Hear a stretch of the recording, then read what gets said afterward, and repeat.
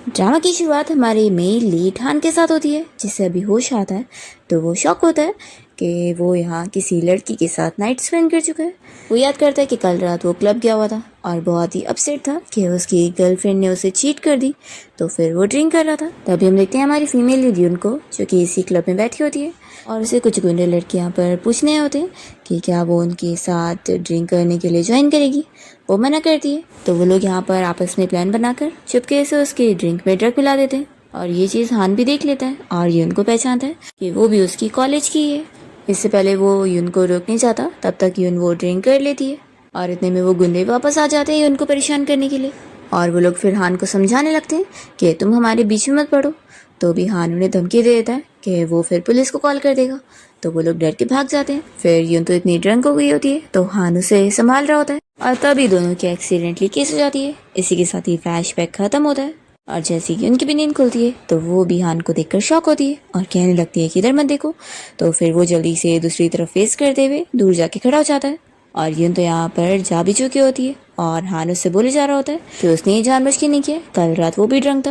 वो कहता है कि लेकिन मैं तुम्हारी रिस्पॉन्सिबिलिटी लेने को तैयार हूँ। पर फिर हान को पता लगता है कि यून तो यहाँ से जा चुकी है। इसी के साथ ही 1 महीना बीत जाता है और हान अपसेट होता है कि वो अभी यूनिवर्सिटी से ग्रेजुएट होने वाला है और अभी तक उसे कोई जॉब भी नहीं मिली और ऊपर से उसकी गर्लफ्रेंड भी उसे चीट करके जा चुकी है। वो सोचता है कि मेरी लाइफ कितनी ज़्यादा मिजरेबल है, यही सोचकर वो अपसेट बैठा होता है। तभी इतने में यून उसे ढूंढते हुए पहुंच जाती है और कहती है कि फाइनली तो मुझे मिल गए। यून फिर हान को बता रही होती है कि वो असल में प्रेग्नेंट होगी और ये बच्चा उसका है। और फिर इतने में सिस्टम एक्टिवेट हो जाता है और हान को बताने लगता है कि उसका मिशन है कि उसे यून और उसके बच्चे को खुश करना होगा, तो फिर उसे उसके रिवॉर्ड में काफ़ी सारे पैसे मिलेंगे और अभी स्टार्टिंग पैक में ही उसे 5 लाख अपने अकाउंट में मिल रहे होते हैं। तो वो जल्दी से सुनने के बाद चेक करता है और बहुत ज़्यादा खुश हो जाता है कि सच में उसे पैसे मिल गए। यून उससे पूछती है कि तुम कुछ बोल क्यों नहीं रहे हो। ठीक है मैं समझ गई, तुम्हें ये बच्चा नहीं चाहिए होगा, फिर मैं इसे अबॉर्ट कर दूंगी। हान फिर तुरंत ही उसे रोकने लगता है कि ऐसा करने की जरूरत नहीं है। तो यून कहती है कि लेकिन आखिर हम इस बच्चे को कैसे सपोर्ट करेंगे, हम दोनों के पास कोई जॉब नहीं है। तो वो कहता है कि फिक्र मत करो, अगर मुझे एक दिन में 20 जॉब भी करनी पड़ गई तो मैं कर लूँगा, लेकिन मैं तुम्हारी रिस्पॉन्सिबिलिटी ज़रूर लूँगा। यून खुश होती है कि वो कितना रिस्पॉन्सिबल है, उसने सोची नहीं थी। वो उसे बताती है उसे भी ये बच्चा चाहिए था, लेकिन क्योंकि वो अकेले उसे पाल नहीं सकती है इसलिए वो पीछे हट रही थी, लेकिन अब वो खुश है। फिर हान यून को अपने साथ रेस्टोरेंट पे आता है खाना खाने के लिए। तो फिर इतने सारे डिशेस देखकर वो पूछती है कि तुमने ये सब क्यों ऑर्डर कर दिए। वो कहता है कि आखिर अब तुम एक नहीं दो, तो तुम्हें अच्छे से खाना खाना चाहिए। तो यून उसे इस बारे में फिर से कंफर्म कर रही होती है कि क्या वो सच में उसके लिए रिस्पॉन्सिबल रहेगा। तो कहता है कि ऑफ कोर्स। यून कहती है कि बच्चे को पालना लेकिन कोई छोटा मैटर नहीं होता है, तो क्या तुम श्योर हो कि तुम ये कर लोगे, तुम्हारे पास भी तो जॉब नहीं है। तो हान कहता है कि तुम सही कह रही हो, लेकिन पैसों का मैटर तुम मुझ पे छोड़ दो, मैं सब हैंडल कर लूँगा, तुम बस अपने आप पे फोकस करो और अपनी हेल्थ का ध्यान रखो। फिर इतने में यून को उसकी मॉम की कॉल आ जाती है और उसकी मॉम कॉल पर उसे ज़ोर ज़ोर से चिल्लाने लगती है कि अभी तक उसने घर पे पैसे भी नहीं दी और वो कहाँ पर है, अभी तक घर नहीं आई। तो यून फिर अपनी मॉम को बताती है कि मेरे पास अभी इतने ज़्यादा पैसे हैं ही नहीं, और जो थोड़े हैं अगर मैंने उसे भी दे दी तो मेरे पास खाने तक को पैसे नहीं होंगे। तो उसकी मॉम उसे चिल्ला देती है कि फिर इससे मेरा कोई लेने देना नहीं है, अगर तुम पैसे नहीं कमा सकती तुम मेरी कोई काम की नहीं हो, तुम्हें फिर शादी करके जाना होगा, कम से कम तुम्हारी मिली ब्राइड प्राइस से तो हमारा कुछ काम हो जाएगा।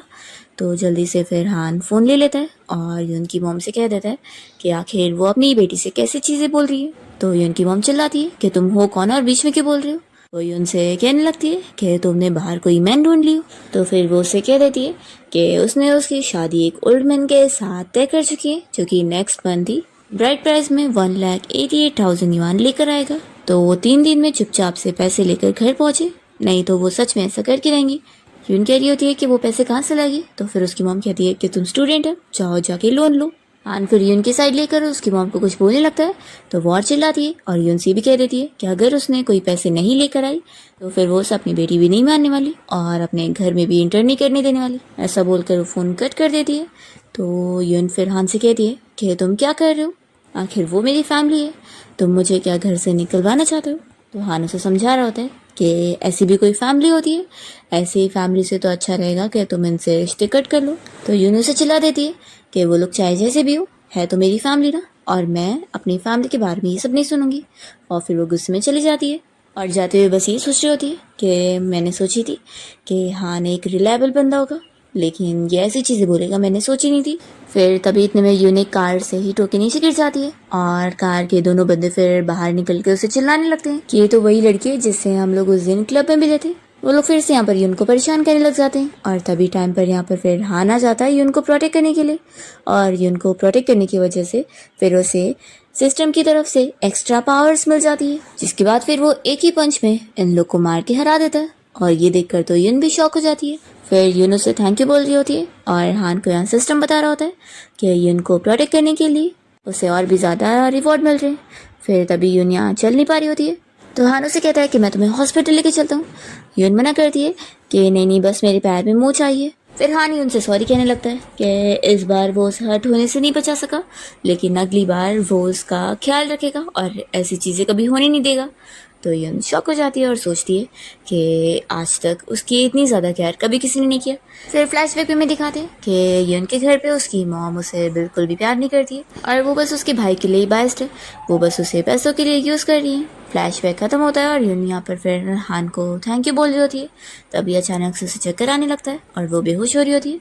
तो हान उसे उठा के फिर हॉस्पिटल ले आता है। फिर यून का चेकअप करके डॉक्टर जैसी बाहर आती है तो हान उनसे पूछ रहा होता है कि अभी उसकी कंडीशन कैसी है। तो यहाँ पर डॉक्टर फिर उसे डांटने लग जाती है कि वो अपनी वाइफ का किस तरीके से ख्याल रख रहा है, वो प्रेग्नेंट है और इस हालत में भी उसे ठीक से खाना नहीं मिल रहा है। तो फिर हान को ये सुनने के बाद समझ आता है कि यून की लाइफ कितनी टफ चल रही होगी और वो कितनी बेचारी है।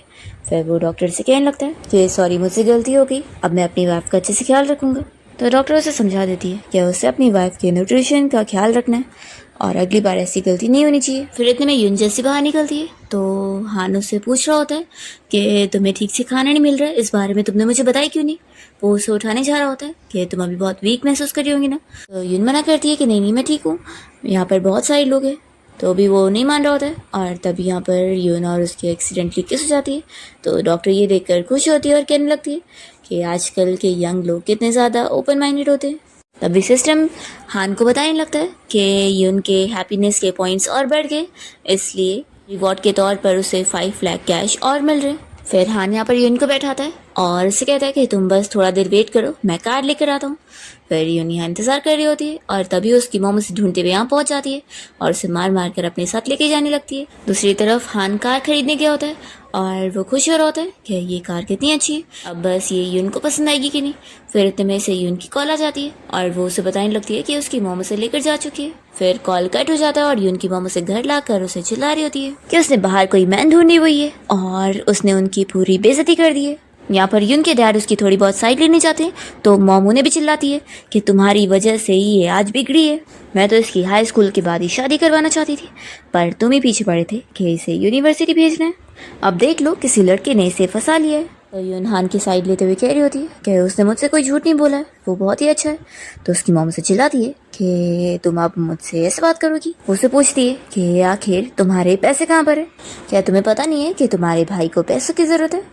तो यून बताती है कि मैंने यूनिवर्सिटी में जितने भी पैसे कमाई थी वो सारे आपको दे दी थी और अब तो मेरे पास एक पैसा भी नहीं बचा, ऊपर से मेरे ऊपर लोन भी है। यून की मामू से चिल्ला कर कहने लगती है कि तुम अभी भी मुझसे झूठ कह रही हो, ठीक है फिर अब तो मैं तुम्हारी उस ओल्ड मैन से शादी करवाऊंगी ताकि फिर तुम्हारी ब्राइड प्राइस से तुम्हारे भाई की वेडिंग हो सके। यून अपनी मॉम को बनाने लगती है कि मुझे ये शादी नहीं करनी है। तो उसकी मॉम से चिल्ला देती है कि उसकी मर्जियाँ नहीं चलने वाली। वो उसके भाई से कहती है कि इसे पकड़ के लेके चलो मेरे साथ और इसे सुन फैमिली छोड़ कर आओ। तो यून फिर अपने भाई को रोक कर मनाने लग जाती है कि प्लीज़ ऐसा मत करो, देखो मैं जब ग्रेजुएट हो जाऊंगी ना तो बहुत सारे पैसे तुम्हें कमा के दूंगी ताकि तुम्हारी डाउरी में तुम दे सकूं। तो फिर उसका भाई समझाने लगता है कि सिस्टर देखो तुम ग्रेजुएशन के बाद भी क्या ही कमा पाओगी, अच्छा रहेगा कि तुम शादी कर लो, फिर हमें तुम्हारी अच्छी कीमत मिलेगी, उससे हम आसानी से ब्राइड प्राइस दे पाएंगे। तो यून उसे कहने लगती है कि मैं तुम्हारी सिस्टर हूँ, तुम ऐसे कैसे बोल सकते हो। वो अपने डैड को हेल्प के लिए बोल रही होती है। तो उसके डैड भी कह देते हैं कि मैं तुम्हारी हेल्प करना चाहता हूँ लेकिन तुम्हारी मॉम के आगे मेरी भी नहीं चलती है, मैं कुछ नहीं कर सकता। फिर यून का भाई उसे कह देता है कि मेरी ब्राइड प्राइस में मुझे अपनी वाइफ को 1,88,000 युआन देने, तो अगर तुम इतने पैसों का इंतज़ाम कर दो तो शायद फिर हम तुम्हारी शादी ना करवाए। तो यून फिर सोच में पड़ जाती है कि इतने कम टाइम में वो इतने पैसे तो कमा ही नहीं सकती, वो सोचती है कि हान के पास पैसे हो सकते हैं, लेकिन अगर क्या मैं उससे पैसे मांगूंगी तो वो मेरी हेल्प करेगा। फिर यहाँ पर उसकी मॉम चिल्लाने लगती है कि तुम कहीं से भी पैसे नहीं ला सकती हो, तो शादी तो तुम्हें अब करनी होगी। वो लोग उसे ज़बरदस्ती पकड़ के लेके जा रहे होते हैं, पर तभी इतने में यहाँ पर हान आ जाता है और कहता है कि तुम लोग को पैसे ही चाहिए ना, मैं पैसे देने को तैयार हूँ। तो फिर ये उनका भाई चिल्लाता है कि तुम कौन हो और हमारे घर में कैसे घुसा है। तो यहाँ पर हान उसका हाथ मोड़कर उसकी मॉम को धमकी देने लगता है कि अगर आपको नहीं चाहिए कि मैं आपके बेटे का हाथ तोड़ दूं तो अभी यून को छोड़ दो। तो फिर मॉम डर के मारे यहाँ पर यून को छोड़ देती है। तो हान भी यहाँ पर यून के भाई को छोड़ देता है और फिर वो यून को लेके जा रहा होता है। तो यून की मॉम पूछती है कि तुम वही लड़के हो ना जिसने मेरी बेटी को फंसाए हुए हो, तुम आखिर किस हक से इसे लेके जा रहे हो। तो हान कहता है कि आपको पैसे चाहिए ना। वो अपने पूरे पैसों का बैग खोल कर इन्हें पैसे फेंक कर दे देता है। तो पैसे देखकर यून की मॉम और भाई तो खुश जाते हैं और यहाँ पर हान ने वार्निंग दे देता है कि ये पूरे 4 लाख है, पूरे आप रखो, लेकिन दोबारा यून को कभी परेशान मत करना। ऐसा बोलकर फिर वो यून को लेकर चला जाता है और यहाँ पर फिर यून की मॉम और भाई को और लालच आ जाती है कि लगता है ये लड़का बहुत ज़्यादा अमीर है और यून से बहुत ज़्यादा प्यार करता है, तो फिर तो हम इससे और पैसे निकलवा सकते हैं। फिर यून और हान कार में होते हैं और यून उसे थैंक यू बोल रही होती है उसे बचाने के लिए और कहती है कि लेकिन मैंने तुम्हारे लिए ट्रबल कर दी ना। तो कहता है कि कैसी ट्रबल, तुम मेरी वाइफ हो, तो आखिर मैं कैसे तुम्हारी शादी एक ओल्ड मैन से होने दे सकता हूँ। तो यून कहती है कि मैं अभी तुम्हारी वाइफ नहीं हूँ। तो फिर वो तुरंत उसका हाथ पकड़ता है और उसे समझाने लगता है कि तुम्हारी ये फैमिली बिल्कुल अच्छी नहीं है, मुझे लगता है तुम्हें इन्हें अवॉइड करना चाहिए। तो यून फिर उसकी बात मान जाती है और हान उसे कह रहा होता है कि अभी के लिए हम लोग कोई रहने के लिए जगह ढूंढते। फिर यून उसके शोल्डर पर सर रख रही होती है और यहाँ पर सिस्टम हान को बताने लगता है कि उसने यून को बचाया इसलिए उसे 1 मिलियन और रिवॉर्ड मिल रहा है और अब उसके अकाउंट में 3 मिलियन है। फिर यून जब सो जाती है तो हान उसे यहाँ होटल रूम में लेकर आ जाता है, तभी वो जाग जाती है। तो फिर वो कहता है कि क्या मैंने तुम्हें जगा दिया। वो जा रहा होता है तो यून पूछती है कि तुम कहाँ जा रहे हो। तो कहता है कि यहाँ पर एक ही बेड है, तो मैं सोफ़ा पर लेट जाऊँगा। यून फिर ठंडर की आवाज़ से डर जाती है और हान को मनाने लगती है कि मुझे बहुत डर लग रही है, तो क्यों ना तुम मेरे साथ बेड शेयर कर लो। तो वो इस पर कहने लगता है कि ये सही नहीं होगा ना। तो यून तुरंत ही उसे क्लियर करती है कि मेरा कुछ और इरादा नहीं है, मुझे तो बस यही बुरा लग रहा है कि तुम सोफ़ा पे कैसे एडजस्ट होंगे, इसलिए मैं तुम्हें बेड पर आने बोल रही हूँ। तो हान फिर मान जाता है और कहता है कि तुम फिक्र मत करो, मैं बिल्कुल भी लाइन क्रॉस नहीं करूँगा, और फिर वो अच्छे से लेट जाता है। तो यून उसे फिर पूछ रही होती है कि तुमने आज जो मेरी फैमिली को इतने सारे पैसे दिए, तो ये सारे पैसे तुम्हारे पास कैसे आए।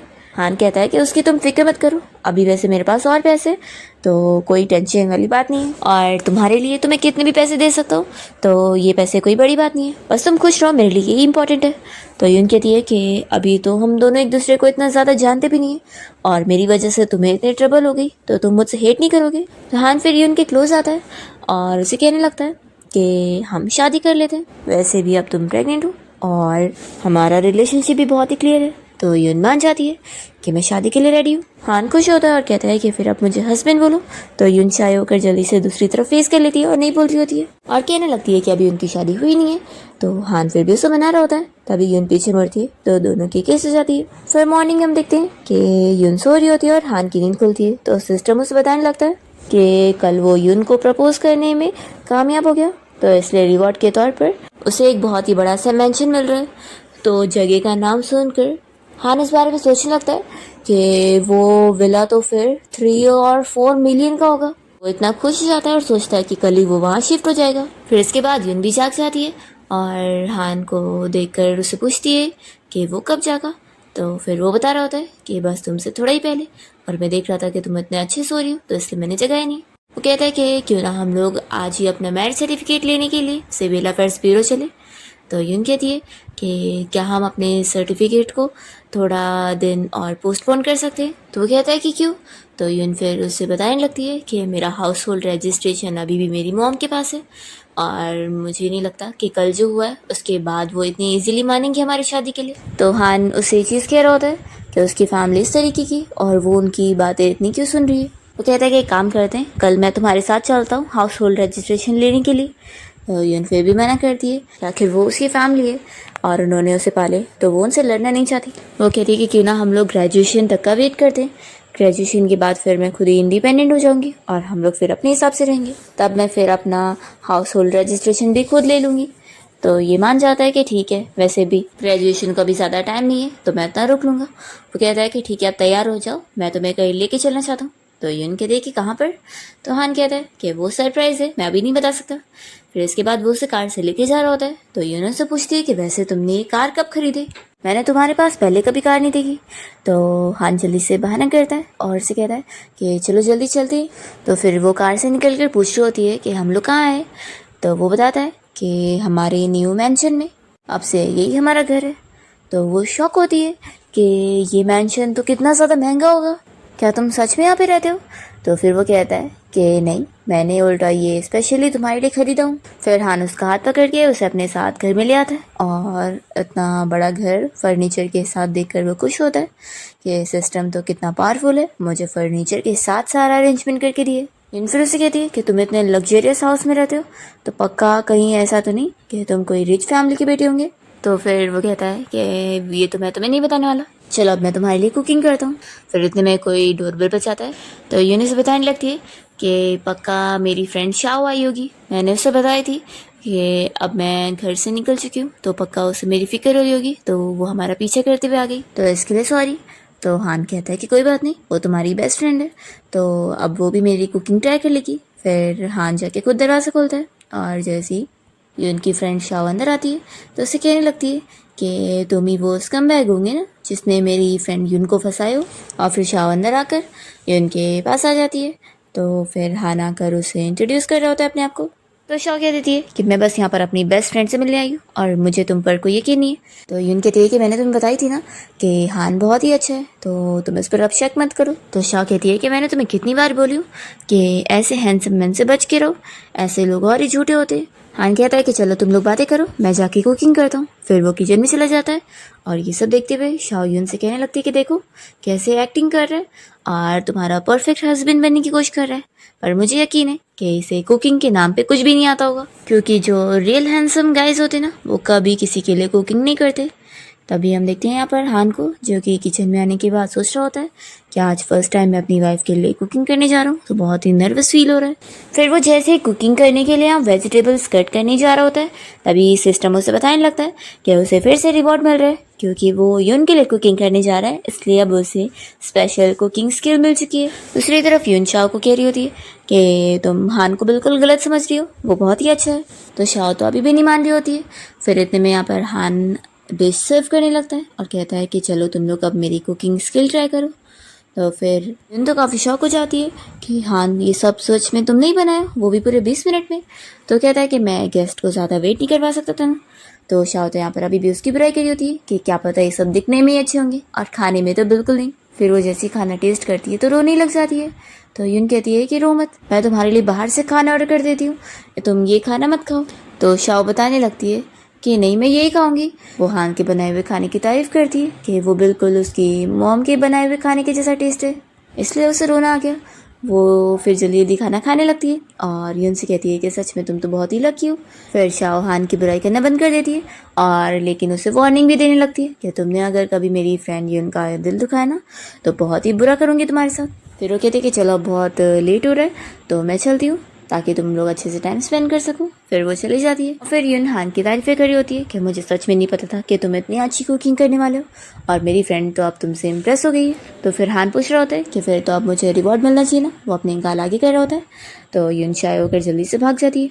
तभी सिस्टम यहाँ पर हान को बताने लगता है कि यून की हैप्पीनेस का लेवल और बढ़ गया, इसलिए उसे अब और रिवॉर्ड मिल रहा है और इस बार उसे डबल कंपेंसेशन का कार्ड मिल रहा है। तो हान पूछता है कि ये क्या है। तो सिस्टम उसे बताता है कि वो 24 घंटे में जो भी खर्चे करेगा यून के लिए उसके उसे डबल पैसे मिल जाने वाले।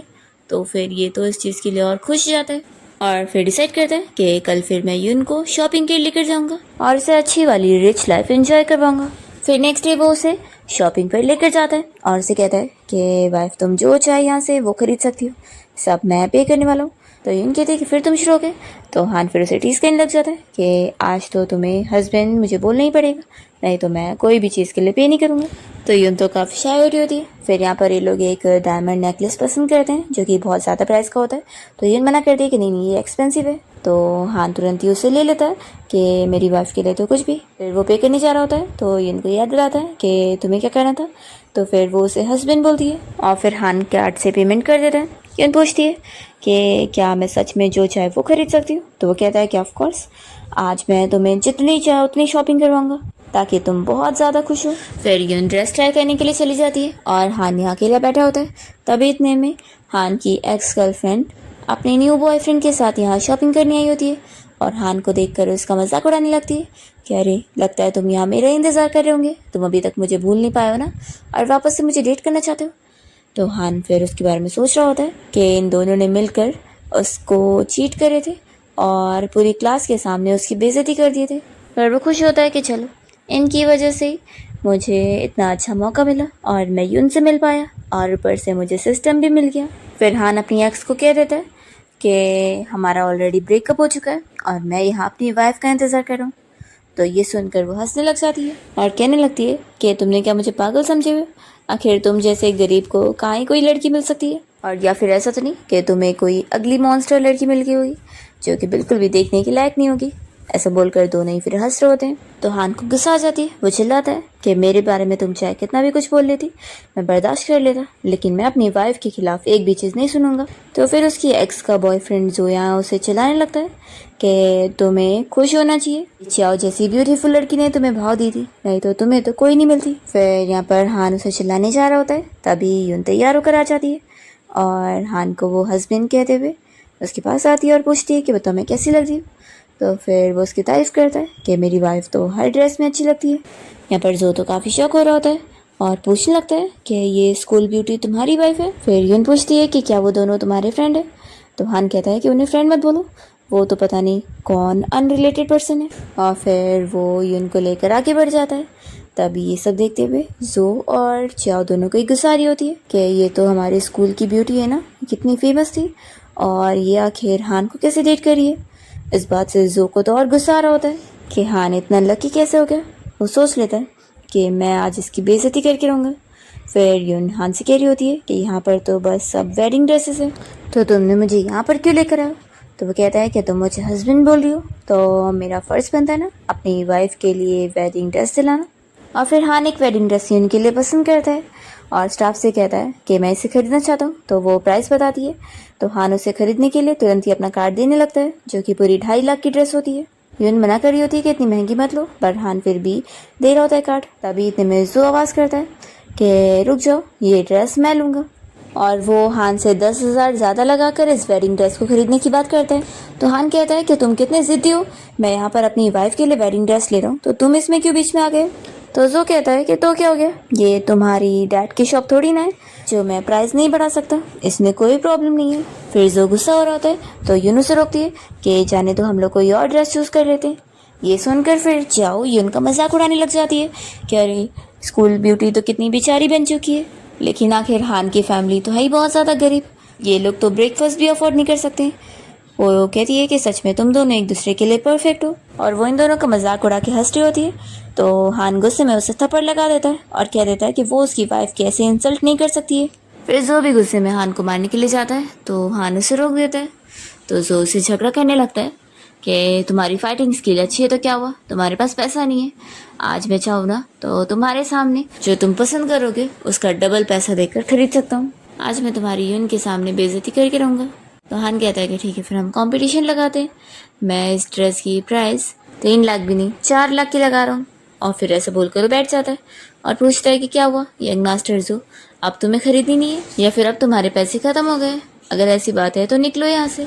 जो शौक होता है कि हान यहाँ पर इतनी बड़ी बड़ी बातें कैसे कर रहा है, क्या इसके पास बहुत सारा पैसा आ गया या फिर कहीं ये लॉटरी जीत गया। वो सोच लेता है कि चाहे जो हो जाए आज तो मैं अपनी बेइज्जती नहीं करवा सकता।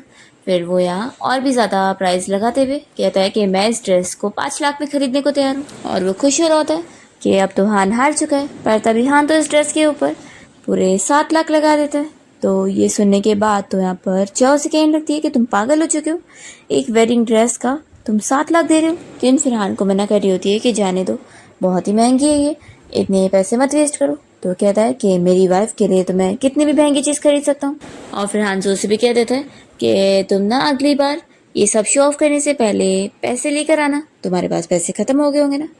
तो जो कहता है कि ज़्यादा उड़ने की ज़रूरत नहीं है, मुझे पता है तुम्हारे पास भी कोई पैसे नहीं है, क्योंकि अगर है तो कार्ड से पेमेंट करके दिखाओ, मैं अभी तो देखूँ कि तुम 7 लाख कैसे भरोगे। तो हाँ, तो यहाँ पर तुरंत ही स्टाफ को कार्ड देता है पेमेंट करने के लिए और कार्ड वो स्वाइप करके बताती है कि पेमेंट पूरी हो गई है। वो अभी ड्रेस को पैक करके ला रही है। तब यहाँ पर चाओ भी शौक होती है और वो जोर से कहने लगती है कि हाँ तो इतना गरीब था ना, आखिर ये 7 लाख कैसे भर दे रहा है एक ड्रेस के, क्या इसके पास इतना ज़्यादा पैसा है। तब यहाँ पर यून को सुनकर गुस्सा आती है। वो चाओ को चिल्लाती है कि वो हान के बारे में ऐसे कैसे बोल सकती है। वो कहती है कि हान की फैमिली तो है इतनी रिच, वो लोग इतने बड़े मेंशन में रहते हैं। तो उस मेंशन की जगह का नाम सुनकर ही जो शक हो रहा होता है कि वहाँ तो रिच लोग रहते हैं, तो कहीं ऐसा तो नहीं कि हान कोई रिच डैड का बेटा है। तभी हान यून से कहता है कि वाइफ रहने दो, ऐसे गरीब लोगों के मुंह लग कर तुम्हारा स्टेटस ही खराब होगा। फिर स्टाफ यहाँ पर आकर इन लोगों को ऑफर दे रही होती है कि क्योंकि उन लोगों ने इतने ज़्यादा पैसे की आज शॉपिंग करी, तो फिर ये सारे सामान वो लोग उन फ्री में उनके घर तक डिलीवर करके आएंगे। फिर सिस्टम भी हान को बता रहा होता है कि उसने अपना मिशन पूरा कर लिया, तो रिवॉर्ड के तौर पे आप 2 मिलियन उसके अकाउंट में आ चुके हैं। फिर हान खुश होकर यहाँ से उनको लेकर जा रहा होता है। तो चाओ फिर जो को चिल्लाने लगती है कि तुम कितने यूजलेस हो, तुमने तो कहा था कि तुम्हारी फैमिली बड़ी रिच है, पर तुम बस ड्रेस के 7 लाख नहीं निकाल पाए और तुम्हारे सामने वो हान निकाल कर चला गया। तो जो भी फिर इसे चिल्लाता है कि तुम अपने आप को समझती क्या हो जो मैं तुम्हारे लिए 7 लाख खर्चा करूंगा, तुम अच्छे से सुन लो कि मैं तो बस तुम्हारे साथ खेल रहा हूँ। तो चाओ कहती है कि तुम ऐसा कैसे कर सकते हो, तुम्हारे लिए मैंने हान के साथ ब्रेकअप कर ली और अब तुम ऐसी बातें बोल रहे हो। तो हान कहता है कि अब तुमने सब सुन ही लियो, तो मैं तुम्हें ये भी बता दूं कि अब मैं तुमसे खेल कर थक भी चुका हूँ। और वो उसे नीचे ढकेल कर फिर यहाँ से अपना चला जाता है। तो चाओ बस चिल्लाती रह जाती है और वो खुद को ही फिर कहने लगती है कि मैं कितनी बड़ी ब्लाइंड थी जो मैंने इसे चुनी। फिर वो डिसाइड करती है कि नहीं, अभी तो यून और हान की शादी नहीं हुई है, तो मेरे पास अभी भी चांस है, मैं इन दोनों को एक नहीं होने दूंगी। और फिर वो तुरंत यहाँ से जाती है।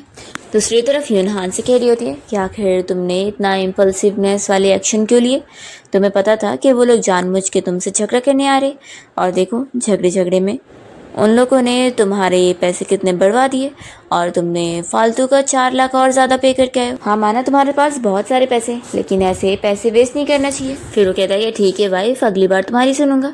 फिर वो यहाँ से वॉशरूम चला जाता है और यून फिर इसी बारे में सोच रही होती है कि हान ने मेरे लिए वेडिंग ड्रेस खरीदने को 7 लाख पे कर दिया, आखिर मैं उसकी क्या इतने भी लायक हूँ। फिर यून देखती है कि हान के फ़ोन पर किसी सूजी नाम की लड़की का कॉल आ रहा होता है, तो फिर वो उठा लेती है। सूजी कॉल पर खुश होकर हान से कह रही होती है कि अब मैं अब्रॉड से वापस आ गई हूँ और हम दोनों फिर मिलेंगे। तो यून फिर बताती है कि हान अभी यहाँ पर नहीं है। तो सूजी उसकी बात सुनकर पूछती है कि तुम कौन हो। तो यून फिर सोचती है और उसे बताती है कि मैं उसकी फ्रेंड हूँ, तुम मुझे बता दो कि तुम्हें हान से क्या बात करनी थी, मैं उसे बता दूंगी कि वो फिर तुम्हें कॉल कर ले। तो सूजी कहती है कि ठीक है, फिर हान को बोल देना कि उसकी प्यारे चाइल्डहुड स्वीट हार्ट ने उसे कॉल की थी, अब मैं अब्रॉड से आ गई हूँ तो फिर वो मुझसे मिलने आएगा। तो यून कहती है कि ठीक है मैं बोल दूंगी। और फिर वो जैसे कॉल करती है तो फिर यून उसे इस बारे में बता देती है कि उसकी किसी चाइल्डहुड स्वीट हार्ट सूजी का कॉल आया था और वो कह रही थी अब वो अब्रॉड से आ गई है तो कल उसे रेस्टोरेंट में मिलना चाहती है। तो हान खुश होता है कि अच्छा सूजी आई हुई है, फिर तो मैं तुम्हें भी लेके चलूँगा ताकि मैं तुम्हें भी उससे मिलवा सकूँ। तो यून कहती है कि क्या तुम दोनों इतने क्लोज हो। तो हान बता रहा होता है कि हम लोग बचपन से साथ खेल कर बड़े हुए, तो चलो वाइफ अब शक करना बंद करो, हम लोग चलते हैं। दूसरी तरफ यहाँ सूजी को ये चीज़ शॉकिंग लग रही होती है कि हान के पास कोई फीमेल फ्रेंड कहाँ से हो सकती है। वो अपनी असिस्टेंट से उस लड़की की आइडेंटिटी यानी कि यून के बारे में पता करने के लिए बोल रही होती है। तभी असिस्टेंट पूछती है कि मिस्टर वांग का फिर आप क्या करेंगे। तो सूजी तो कह देती है कि मैं तो सिर्फ हान को पसंद करती हूँ और हान को मुझसे कोई भी नहीं ले सकता है। फिर नेक्स्ट सीन में हम देखते हैं कि हान ने यहाँ पर यून को भी साथ में पार्टी के लिए लेकर आया होता है। तो वो कहती है कि तुम मुझे यहाँ लेकर तो आ गए हो, लेकिन कोई प्रॉब्लम नहीं हो जाएगी। तो फिर वो कहता है कि तुम मेरी वाइफ हो तो मैं तुम्हें छोड़कर कैसे आऊँगा, हम बस थोड़ी देर पार्टी में रुकेंगे फिर चले जाएंगे। फिर यून मान जाती है। तभी इतने में यहाँ पर हान के पुराने क्लासमेट उसे देखकर उसका मजाक उड़ाने लगते हैं। कह रहे देखो हान आया हुआ है, सच में तुम्हारे कपड़े भी कितने गरीबों वाले कि एक पल के लिए तो हमें लगा था कि कोई भिखारी आ गया है। और वो सभी मिलकर फिर उसके ऊपर हंस रहे होते हैं। फिर एक लड़की यहाँ पर कहने लगती है कि यून तो हमारे स्कूल की ब्यूटी हुआ करती थी और इतने सारे रिच लड़के इसके पीछे पागल थे इसे परस्यू करने के लिए, पर ये कहाँ से इस हान के साथ घूम रही है, इस गरीब लड़की के साथ। वो लोग कहने लगते हैं कि अच्छा हुआ सूजी तो अपना अब्रॉड चली गई थी, नहीं तो हान और सूजी की तो शादी भी हो जाती और उनके बच्चे भी हो चुके होते। तो सूजी ये सुनकर थोड़ी सी अपसेट हो जाती है कि हान का सूजी के साथ इतना क्लोज रिलेशन है। तभी यहाँ पर वांग तो हान की मजाक उड़ाने लगता है और कह देता है कि आप जब सूजी यहाँ पर आएगी ना तो मैं उसे तुम्हारी बेइज्जती करके दिखा दूंगा कि मैं उसके लायक हूँ, तुम नहीं। तो हान उसे ये चीज़ कहने लगता है कि मैंने पहले भी ये क्लियर किया था और अभी भी, कि सूजी के साथ मेरा कुछ भी नहीं है और ये मेरी वाइफ है। तो वांग कहता है कि पक्का तुम्हें एहसास हो गया होगा कि तुम सूजी के लायक की नहीं हो, इसलिए तुमने उसकी जगह इस सब्स्टिट्यूट लड़की को ढूंढ लिए। अच्छा है, फिर तो तुम बहुत ज़्यादा सेल्फ अवेयर हो। तो हान को गुस्सा आती है, वो चिल्लाता है कि अब बस चुप हो जाओ। वो यून को लेके जाने लगता है। तो वांग कह देता है कि तुम अभी यहाँ से नहीं जा सकते। तो हान कहता है कि तुम मुझसे लड़ना चाहते हो। वांग कहता है कि आखिर हम लोग पुराने क्लासमेट हैं, तो इतने टाइम बाद मिले तो साथ बैठकर बात करते हैं। बाकी स्कूल टाइम में तुम सबसे ज़्यादा टॉप स्टूडेंट हुआ करते थे, तो अब तो तुम्हारी लाइफ बड़ी अच्छी चल रही होगी ना, तुम्हें कोई जॉब तो मिल ही गई होगी। तो हान बताता है कि मुझे अभी जॉब नहीं मिली है। ये सुनकर सभी हंस रहे होते हैं और वांग कहने लगता है कि मैं अपनी कंपनी में तुम्हारे लिए जॉब के बारे में बात कर सकता हूँ। एक सिक्योरिटी गार्ड की जॉब तो तुम्हें मिल ही जाएगी। पक्का तुम और तुम्हारी वाइफ भूखे पड़े होंगे ना, इसलिए तो यहाँ पर खाना खाने के लिए आए हो। यून यहाँ पर फिर कुछ हान के साइड लेते हुए बोलने जा रही होती है, तो हान उसे नहीं बोलने के लिए इशारा करता है। और वांग तो यहाँ पर अभी भी हान की और मजाक उड़ाया जा रहा होता है कि वो एक सिक्योरिटी गार्ड बनने लग के लाए गए, और वो अपने बारे में बता रहा होता है कि वो तो कंपनी का प्रेसिडेंट है और वो कितने सारे पैसे कमाता है। तो सारे क्लासमेट फिर उसे बहुत ही रिस्पेक्ट से बात कर रहे होते हैं कि उसकी कंपनी के साथ फिर वो लोग भी बिजनेस डील करना चाहेंगे। फिर वांग यहाँ पर हान से कहता है कि तुम्हें आज हमारे बीच का डिफरेंस पता लग गया ना। फिर वो हान को एक वाइन की बोतल दे रहा होता है और कहता है कि चलो इसे फिनिश करो और फिर यहाँ से निकल जाओ, मैं तुम्हें इतनी इज्जत दे रहा हूँ, यही काफ़ी है। हान गुस्से में फिर ये वाइन की बोतल लेकर उसके ही सर पे फोड़ देता है और उसे चिल्ला देता है कि मैंने अब तक तुम्हारा बहुत सह लिया, पर अब नहीं। फिर वांग को चोट लग जाती है, तो वो अपने गार्ड्स को गुस्से में ऑर्डर देता है कि तुम लोग देख क्या रहे हो, मारो इसे।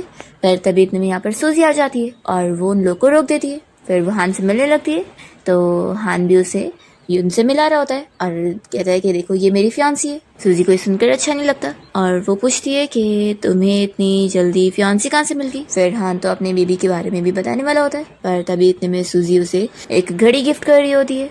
तो ये देखकर सभी लोग बातें करने लगते हैं कि वो कितनी महंगी घड़ी है, जो कि लिमिटेड एडिशन वाली है और काफ़ी मिलियंस की। तो सभी कह रहे होते हैं कि सूजी तो उस गरीब लड़के हान को कितना पसंद करती है।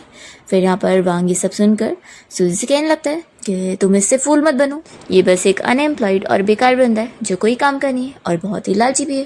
तो सूजी उसे चिल्ला देती है कि मैं हान से बात कर रही हूँ, उसमें तुम क्यों बीच में बोल रहे हो। तो वांग कह रहा होता है कि क्या तुम्हारा दिमाग खराब हो गया, ये लड़का एक गरीब फैमिली से बिलोंग करता है और मैं तुम्हारी तरह एक रिच फैमिली से, इसलिए हम दोनों एक दूसरे के लिए परफेक्ट मैच हुए। तो सूजी उसे चिल्ला देती है कि तुम कौन से ज़माने में जी रहे हो, मेरे लिए सोशल स्टेटस की कोई इतनी वैल्यू नहीं है और वैसे भी तुम हान के बराबर में तो कुछ भी नहीं हो। तो इससे पहले मैं यहाँ पर गुस्सा हो तुम यहाँ से निकल जाओ।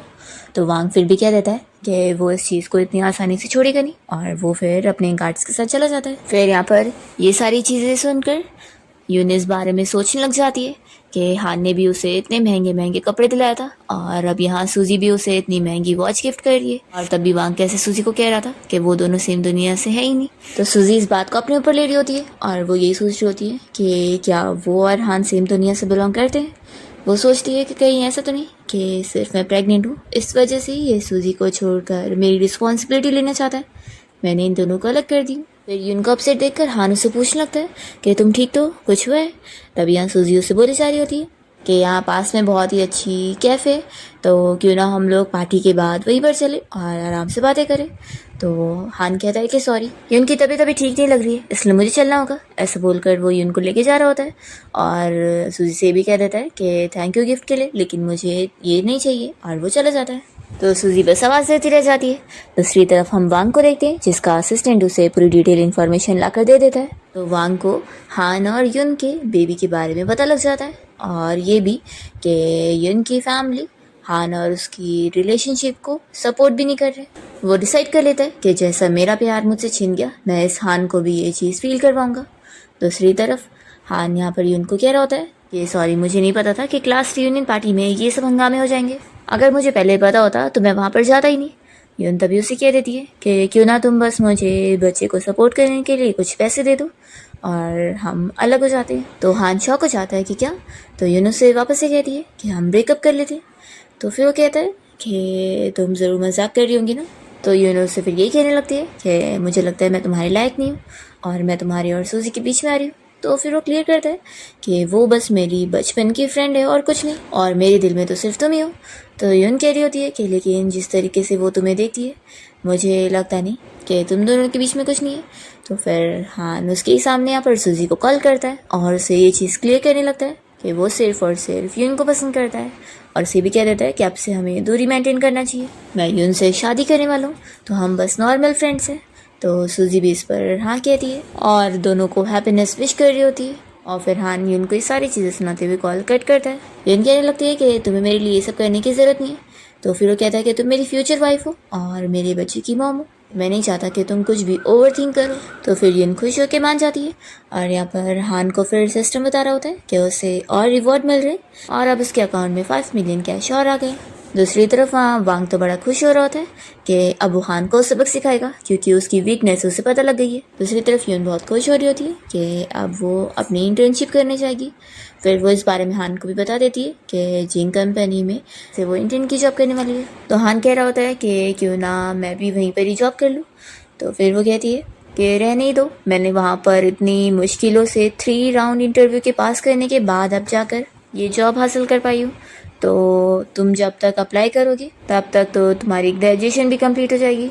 हान उसे याद दिलाने लगता है कि तुम भूल चुके हो कि तुम्हारे हस्बैंड के पास मनी पावर है। तो फिर वो कहती है कि अच्छा, तो फिर तो अगर तुम जिंग टेक्नोलॉजी कंपनी को ही खरीद लोगे तो ही तुम मेरे साथ फिर इंटर्न बन पाओगे। तभी सिस्टम इस बारे में हान को बताने लगता है कि उसे अब यून की वजह से एक और मिशन मिल रहा है कि अगर वो उसकी जिंग का टेक्नोलॉजी कंपनी को ही खरीद लेगा तो उसका वर्क इन्वायरमेंट अच्छा हो पाएगा। तो क्या वो इस चैलेंज को एक्सेप्ट करेगा? इसमें उसे बहुत सारे रिवॉर्ड मिलेंगे, 100 मिलियन कैश और बाकी बहुत कुछ। तो यहाँ पर हान तो खुशी खुशी इसको एक्सेप्ट कर लेता है। फिर नेक्स्ट टाइम देखते हैं कि यून अपनी जॉब के लिए कंपनी में पहुँचती है और फिर अपने सुपरवाइज़र से मिलती है। तो उसकी सुपरवाइज़र को पता लग जाता है कि ये बस अभी ग्रेजुएट हुई है और यहाँ पर न्यू आई है, वो भी बिना कनेक्शन के।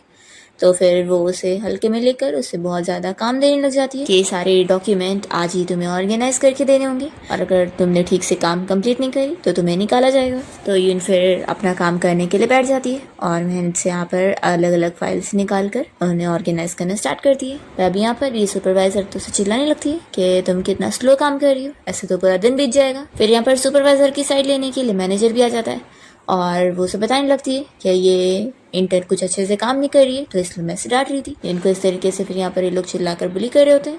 और दूसरी तरफ हम हान को देखते हैं जिसने अब इस कंपनी को ही खरीद लिया होता है और वो चेयरमैन की ऑफिस में बैठकर खुश हो रहा होता है। और तब यहाँ पर सेक्रेटरी उससे पूछ रहा होता है कि बॉस आखिर आपने हमारी कंपनी में ऐसा क्या देखा जो इस 100 मिलियन वर्थ की कंपनी को आपने 120 मिलियन में खरीद लिया। तो हान कहता है कि अगर मैं बोलूँ कि मैंने एक लड़की के लिए सब किया तो तुम यकीन करोगे। तो सेक्रेटरी कहता है कि बॉस आप पक्का मजाक कर रहे होंगे। फिर वो उसे सारे सीनियर एग्जीक्यूटिव की फाइल दिखाता है जिसमें हान को देखने मिलता है कि इसमें वांग का भी नाम है। तो सोचता है कि सच में कितनी छोटी दुनिया है, वो अब मेरे अंडर में आ चुका है। फिर वो सोचता है कि मैंने सुना था कि यून एडमिनिस्ट्रेशन डिपार्टमेंट में इंटर्न की जॉब कर रही है, तो चलो मैं उसे चुपके से सरप्राइज देने चाहता हूँ। फिर वो सेक्रेटरी से कहता है कि मैं थोड़ा आसपास कंपनी देखने जा रहा हूँ, तुम 20 मिनट में सभी डिपार्टमेंट के हेड्स को बोल देना कि मीटिंग के लिए पहुँचे। दूसरी ओर हम देखते हैं कि ये मैनेजर यहाँ सुपरवाइजर की साइड लेते हुए यून को और भी सारे कॉन्ट्रैक्ट्स का काम दे देता है और ये भी कह देता है कि ऑफिस की छुट्टी होने तक उसका ये सारा काम कंप्लीट होना चाहिए। तो यून कहती भी है कि इतनी जल्दी होगा कैसे। तो वो चिल्लाता है अगर काम नहीं कर सकती हो तो फिर हमें तुम्हारी जैसी एम्प्लॉय की कंपनी में ज़रूरत ही नहीं है। तो यून फिर चुपचाप से काम करने बैठ जाती है और ये देखकर फिर ये सुपरवाइज़र उसे और परेशान करने के लिए कॉफ़ी लेकर उसके कॉन्ट्रैक्ट पर गिरा देती है। तो यून जल्दी से उसे उठाती है और कहने लगती है कि तुम ये क्या कर रही हो, तुमने पूरा ख़राब कर दी। पर यहाँ पर जैसे मैनेजर आता है तो वो ये देखने के बाद यून को ही चिल्लाने लगता है कि वो कैसे काम कर रही है, उसने इतना इंपॉर्टेंट कॉन्ट्रैक्ट ख़राब कर दी। फिर फ्लैशबैक में दिखाते हैं कि ये मैनेजर असल में वांग के कहने पर ये सब कर रहा है। वांग इस कंपनी का सीईओ है और उसने इसे ऑर्डर दिया होता है कि यून जो कि इस कंपनी की न्यू इंटर्न बनने वाली है उसे तुम्हें अच्छे सबक सिखाना है क्योंकि वो एक गरीब बहन की वाइफ है और उस बंदे ने मुझसे पंगा लिया है, तो मैं अभी उसे कुछ नहीं कर सकते तो क्या हुआ, उसकी वाइफ को इस कंपनी से निकलवा सकता हूँ। फिर फ्लैशबैक खत्म होता है और इतने में मैनेजर को यहाँ पर मैसेज आता है। तो वो सभी को बताने लगता है कि हमारे न्यू चेयरमैन यहाँ अभी एडमिनिस्ट्रेशन डिपार्टमेंट में इंस्पेक्शन के लिए आने वाले। तो वो सभी को काम करना स्टॉप करने के लिए बोल रहा होता है कि चेयरमैन का वेलकम करना है। तो सारी लड़कियां बातें कर रही होती है कि हमारा न्यू चेयरमैन बहुत ही यंग भी है और ऊपर से हैंडसम भी। तो वो सभी तो चेयरमैन के ऊपर इम्प्रेशन जमाने का ही बातें कर रही होती है। तब ये मैनेजर तो ये उनको चिल्लाने लगता है कि तुम नहीं जाओगी, तुम चुपचाप बैठकर यहाँ पर अपना काम कंप्लीट करो और ये जो तुमने सब खराब कर दिया ना इसे सही करो, नहीं तो फिर तुम इस इंटर्न की जॉब से हाथ धो बैठोगी। और फिर सभी अपना चले जाते हैं और ये अपसेट होती है और अपने आप को ब्लेम करने लग जाती है कि मैं इतना बेस्ट दे रही थी लेकिन लगता है मैं यूजलेस। फिर जैसे ही हान यहाँ लिफ्ट से बाहर निकलने वाला होता है तो सारे एम्प्लॉयज़ उसका ही वेट कर रहे होते हैं और उसे देखकर वो लोग बातें करने लगते हैं कि क्या यही हमारे कंपनी का न्यू चेयरमैन होगा, लेकिन ये अकेले क्यों आया है। तो सुपरवाइजर फिर मैनेजर से कह रही होती है कि जैसे कि रूमर थी कि वो यंग और हैंडसम होगा तो लगता है यही है। फिर हान खुद ही बाहर आने के बाद इन लोग को बताने लगता है कि वो इस कंपनी का न्यू चेयरमैन है। फिर वो इन लोग से पूछने लगता है कि क्या इसी डिपार्टमेंट में यून नाम की इंटर्न काम करती है। तो फिर मैनेजर कहने लगता है कि चेयरमैन आप उसके बारे में क्यों पूछ रहे हैं, वो तो बस एक बेकार सी लड़की है जो कि कोई काम की भी नहीं है। तो ये सुनकर हान गुस्सा हो जाता है और कहने लगता है कि दोबारा उसके बारे में ऐसा बोलना भी मत। और फिर वो तुरंत ही यून की एक प्लेस पे जाकर उसे ढूंढने लगता है तो वो यहाँ पर होती ही नहीं है, बल्कि यहाँ पर उसके डेस्क पर इतना सारा फाइल रखा होता है।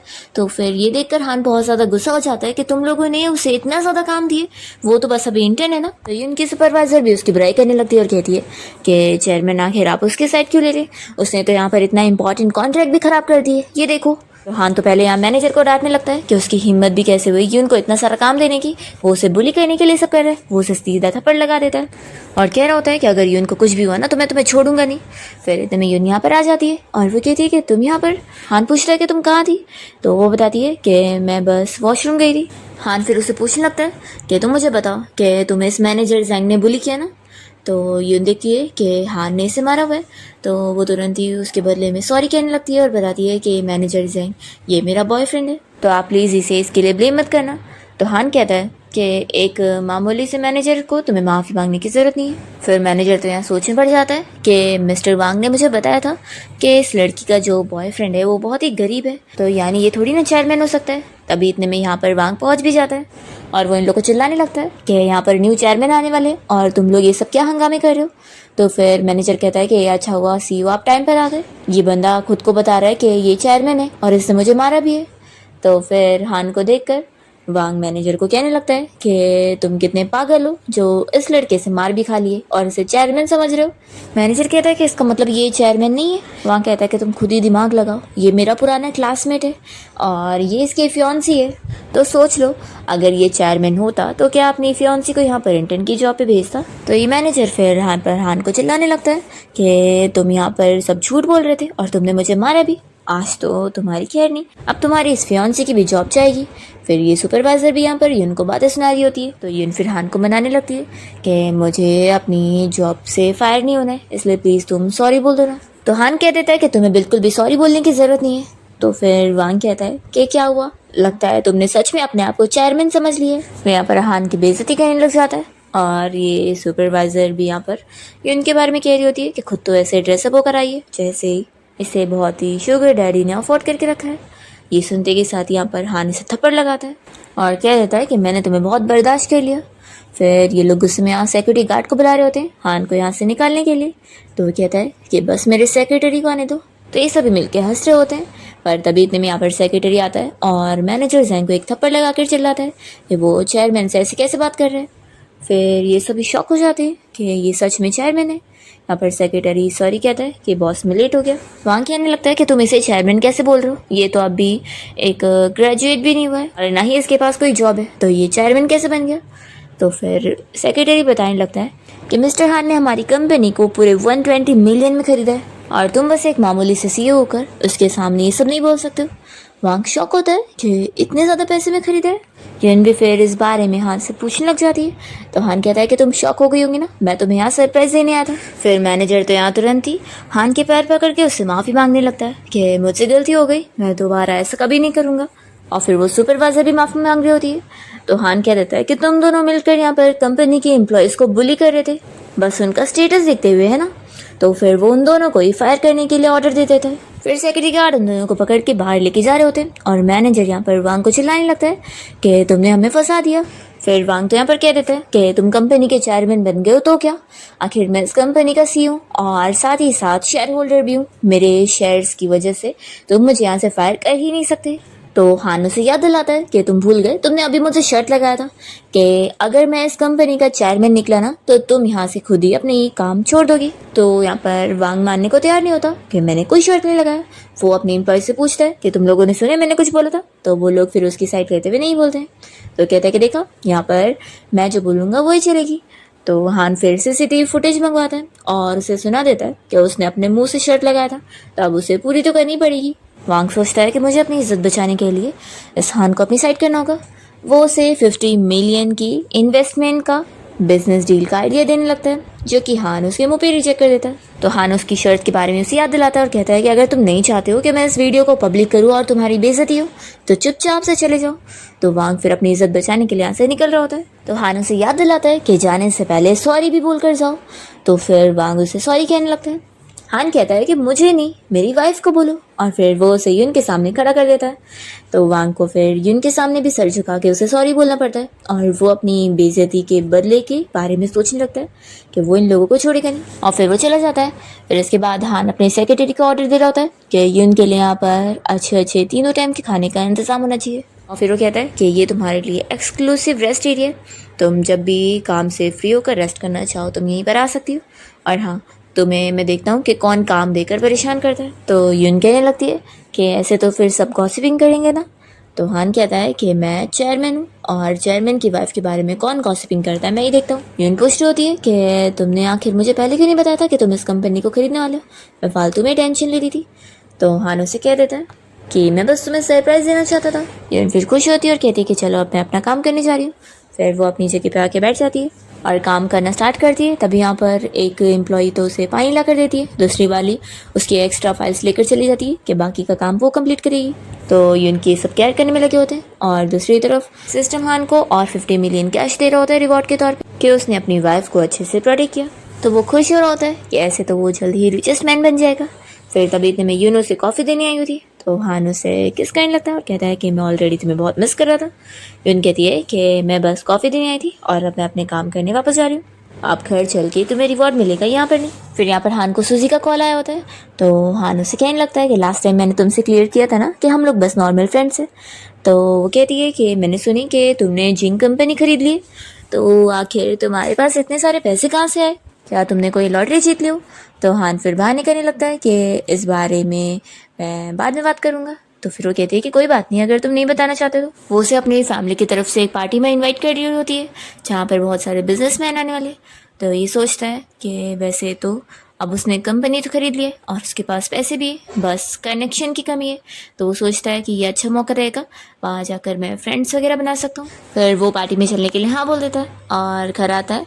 तो सिस्टम फिर उसे बता रहा होता है कि उसे कल के लिए फिर से मिशन मिल गया कि उसे चैरिटी इवेंट में युन के लिए बहुत ज़्यादा बिडिंग लगाकर चीज़ें खरीदनी है। दूसरी ओर हम देखते हैं वांग को उसके डैड बहुत ज़्यादा चिल्ला रहे होते हैं कि उसने उनकी पूरी फैमिली का नाम खराब कर दिया अपनी बेइज्जती करवा के। तो उसके डैड बस उसे अब यही कह रहे होते हैं कि उसके पास अब एक ही मौका है जिसमें वो अपनी किस्मत पलट सकता है।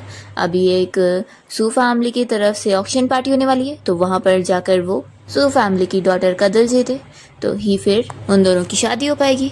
और वो दोनों फैमिलीज जब एक हो जाएंगे तो उनकी फैमिलीज फिर बहुत ज़्यादा पावरफुल हो जाएगी। फिर हान जब युन को लेकर यहाँ ऑक्शन इवेंट के लिए जा रहा होता है तो एंट्री गेट पे ही सिक्योरिटी गार्ड्स उसे रोक लेते हैं और यहाँ पर वांग भी आया होता है। वो उन लोग के सामने दिखाने लगता है कि देखो मेरे पास तो इन्विटेशन है और तुम्हारे पास तो है ही नहीं, और वो उसकी बेइज्जती कर रहा होता है कि उसे अंदर एंट्री नहीं मिलने वाली है। और वो गार्ड्स कहता है कि इसे पकड़ के लेके जाओ। पर तभी इतने में यहाँ पर सूजी आ जाती है और वो चिल्लाती है कि उसने यहाँ हान को पर्सनली इनवाइट करी है तो उसे अंदर जाने से कोई नहीं रोक सकता। और फिर वो हान से सॉरी कहती है कि मैं थोड़ा लेट हो गई। फिर ये लोग अंदर ऑक्शन पार्टी के लिए जाते हैं और बिडिंग इवेंट स्टार्ट हो जाता है और हान युन के लिए यहाँ पर बहुत ही महंगा नेकलेस बिडिंग में खरीद लेता है और उसे पहना भी देता है। तो फिर सूजी जेलस हो रही होती है और फिर वो इन लोगों को ऑक्शन इवेंट के बाद डिनर के लिए इनवाइट करती है और यहाँ पर वो युन की ड्रिंक में थोड़ी सी नशे की दवा मिला देती है, जिसके बाद युन सो जाती है। और फिर उसने हान को भी ड्रिंक दे दी होती है और यहाँ पर उसका रूम में इंतज़ार कर रही होती है कि वो यहाँ पर उसके बेडरूम में आएगा। पर हान तो ड्रंक होने के बाद यून के साथ उसके रूम में सो जाता है। जब मॉर्निंग में वो रूम से बाहर निकलता है तो सूजी बड़ी अपसेट होती है कि उसका पूरा प्लान खराब हो गया। फिर हम देखते हैं कि सूजी वांग से मिलने जाती है और कहती है कि मैं बस यहाँ एक ही बार ही तुमसे मिल आई हूँ, बताओ क्या काम है। देखो मुझे परस्यू करने की बात तो बिल्कुल मत करना। तो वो कहता है कि मैं चाहता हूँ कि तुम मेरे साथ हाथ मिलाओ, मैं हान से अपना बदला लेना चाहता हूँ और हान ने भी तो तुम्हें रिजेक्ट कर दिया ना, तो मेरे साथ दो। फिर हम देखते हैं कि एक बिजनेस मीटिंग हो रही होती है जहाँ पर अलग अलग कंपनी से लोग आए होते हैं और यहाँ पर हान फूल बन जाता है। उसे लगता है कि सूजी ने जो उसे प्रोजेक्ट दिए वो सच में हान की कंपनी का ही है और अब वो ये जीत जाएगा, पर वो फेल हो जाता है क्योंकि सूजी तो अभी भी हान के साथ होती है और वो सबके सामने यहाँ पर उसे बता भी देती है। यहाँ पर फिर वांग की बेइज्जती होने लगती है और उसके डैड फिर यहाँ बीमार होने लग जाते हैं कि उसने और उनका नाम खराब कर दिया, तो वो जल्दी सोने लेकर जाता है।